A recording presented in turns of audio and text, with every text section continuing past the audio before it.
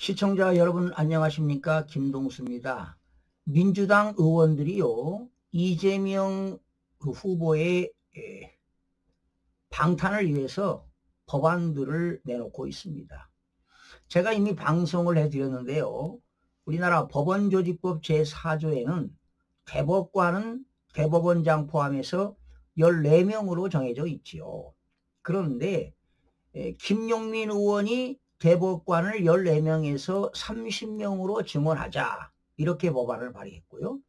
또 민주당의 장경태 의원은 대법관 임명을 14명에서 100명으로 확대하자, 이런 법안을 발의했습니다. 그런 와중에요, 5월 23일 민주당의 박범계 의원이죠. 사선 의원이기도 하고 중진 의원이고요. 또 문재인 대통령 때는 법무부 장관도 지내지 않았습니까?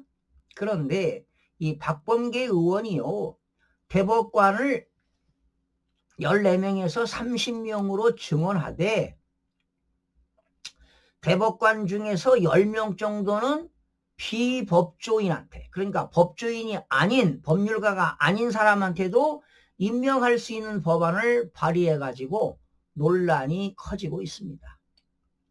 바로 박범계 의원은 학식과 덕망, 또 전문 분야 경험, 법률 소양이 있으면 변호사 자격이 없어도, 즉 법률가가 아니어도 대법관이 될 수 있다고 하는 법원조직법 개정안을 추진했습니다. 그러자 국민의힘은요, 바로 이것이야말로 이재명 방탄 법원, 민주당용 어용 재판소를 만들려고 하는 시도다, 이러면서 김어준 같은 사람을, 그 유튜브 하는 분 있잖아요, 김어준 같은 사람을 대법관 시켜서 국민을 재판받게 하겠다는 것이라고 했습니다. 유튜브 방송을 통해서 좌파 진영 여론을 쥐락펴락하는 김 씨는 민주당의 정신적 멘토 같은 존재입니다. 계엄 사태 때 김 씨가요, 암살조가 있었다는 황당한 음모론을 제기하자 민주당은 상당한 허구라는 보고서를 냈다가 김 씨 방송에 나가서는 사과하고 보고서도 가능성을 배제할 수 없다고 수정한 바 있습니다. 이런 역학관계를 보게 되면 학식과 경험과 소양 갖춘 추상적 기준으로 김어준 대법관을 선발한다는 의구심을 가질만 합니다. 그래서 한간에 유시민 또 김어준 같은 사람을 대법관 시키려고 하는 거 아니냐, 이런 이야기도 나오고 있습니다. 그러자 이재명 후보는 지금 이 법원조직법에 대한 논란이 제기되자 민주당 입장이거나 제 입장은 절대 아니다, 이렇게 반박을 하고 나섰습니다. 그러면서 당에다가 좀 법안을 발의하는 것 자중하라고 지시를 했다고도 했습니다. 그런데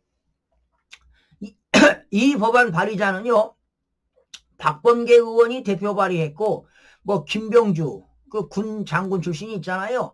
그리고 김용민은 얼마나 또 법안을 발의합니까? 오로지 이재명 대표의 사법 리스크에 올인하고 있잖아요. 특히 형사소송법도 발의했잖아요. 이재명 대표 후보가 대통령이 당선이 되게 되면 형사를 재판받고 있는 걸 공판 절차, 정지 절차, 그러니까 공판 정지가 절차가 중지되도록 하는 말이죠. 형사소송법 306조 6항을 신설해서 대표 발의하기도 했습니다. 그리고 박준택, 박지원, 이성윤은 서울지검장 출신 아닙니까? 장경태는 법원조직법에서 대법관을 100명으로 발의하자고 한 의원인데, 지금 여론이 확대되다 보니까요, 장경태 의원이 발의한 법안은 아마 지금 100명 증언하는 법안을 철회했다고 지금 긴급 뉴스가 나오고 있습니다. 저도 장경태 의원이 대법관 100면 발의한 거는 이거는 합당하지 않다. 장경태 의원이 발의한 법안 빨리 철회해라. 이런 입장을 내놨는데요. 오늘 긴급 뉴스로 타전이 나왔습니다. 철회한다고 합니다. 자, 이 법안을 발의한 대부분 의원들은요, 이재명 후보와 가깝습니다. 아니면 이재명 후보의 법률 참모, 아마 박준택, 김용민 의원들이 참모가 되겠고, 또 민주당 중진 의원들이 많습니다. 이미 제가 여러 번 방송해드렸지만 김용민 의원은 대법관 정원을 14명에서 30명으로 했고요. 장경태 의원은 대법관을 100명까지 확대하는 개정안을 낸 바 있습니다. 그런데 이 법안은 처리될 것 같습니다. 자, 여러분, 이렇게 대법관 수를 14명에서 대폭 증원한다면, 그리고 그 중에서 피법조인도 민주당 입맛에 맞으면 임명할 거 아니겠습니까? 바로 사법부를 민주당 발 아래로 두려는 것 아니냐, 이런 이야기들이 지금 제기되고 있습니다. 여러분, 자, 국민 여러분들이 알아야 될 게 있습니다. 베네수엘라 차베스 정권 아시지요? 차베스 정권이 2004년도에 대법관을 20명에서 32명으로 늘렸습니다. 그래가지고 12명을 전부 다 차베스 정권 추하로 채우지 않았습니까? 그 이후에 차베스가 사망할 때까지 그의 뜻에 반하는 대법원 판결은 없었다고 전해지고 있습니다. 또 작년에 베네수엘라 대선에서 부정선거 의혹이 커졌는데도 대법원은 차베스 후계자 손을 들어준 바 있습니다. 결과적으로 20년 넘게 정권 교체가 이루어지지 않고 있습니다. 지금 민주당은요, 대법원에서 유죄 취지 판결을 받았잖아요. 지난 5월 1일 날. 이 후보 형법 혐의 자체를 없애려고 선거법 개정을 밀어붙이고 있습니다. 공직선거법에서요, 허위사실 공포죄에서 행위라는 낱말을 빼버렸습니다. 삭제시켰습니다. 그리고 이재명 후보가 이번에 6월 3일 날 대통령에 당선이 되게 되면 현재 재판을 받고 있는 것들을 다 정지시키겠다는 거 아닙니까? 공판 정지시키겠다는 겁니다. 형사소송법 306조 6항을 신설해가지고 그리고 무죄 선고만 재판할 수 있도록 이 형사소송법도 법제사법위원회 통과시키지 않았습니까? 아마 본회의 통과되면 효력이 발생하겠죠. 그리고 국회에서 법안을 발의한 것을 이제 이재명 후보가 대통령이 당선되면 이제 거부권 행사도 하지 않을 겁니다. 심지어 더불어민주당은요, 판사, 법, 왜곡 처벌법도 발의했습니다.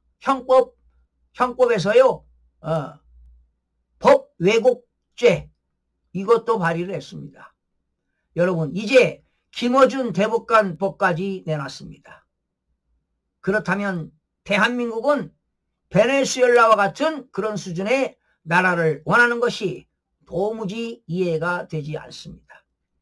오로지 이재명 대표의 사법 리스크 방탄을 위해서요, 형법, 형사소송법, 공직선거법, 헌법재판소법, 심지어 법원 조직법, 이러한 것들을 강행하고 있습니다. 여러분, 이렇게 가게 되면 대한민국은 상권 분립이 완전히 망가집니다. 거기에다가 언론까지 장악하게 되면 언론도 권력, 자, 입법, 사법, 행정에 언론까지 하면 권력 사부가 되는 겁니다.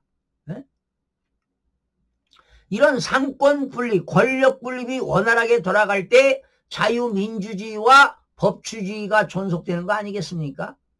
이제 언론까지 장악하게 되면 모든 입법, 사법, 행정, 언론 장악하게 되면 대한민국은 일당 지배체제로서 전체주의 국가로 갈 수밖에 없습니다.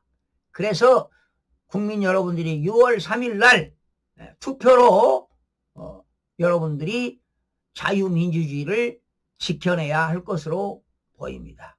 참으로 대한민국 걱정스럽습니다.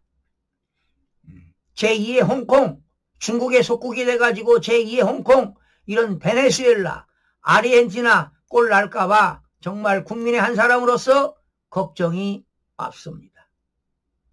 여러분들의 소중한 한 표가 자유민주주의를 지킬 수 있을 것입니다. 시청자 여러분 고맙습니다.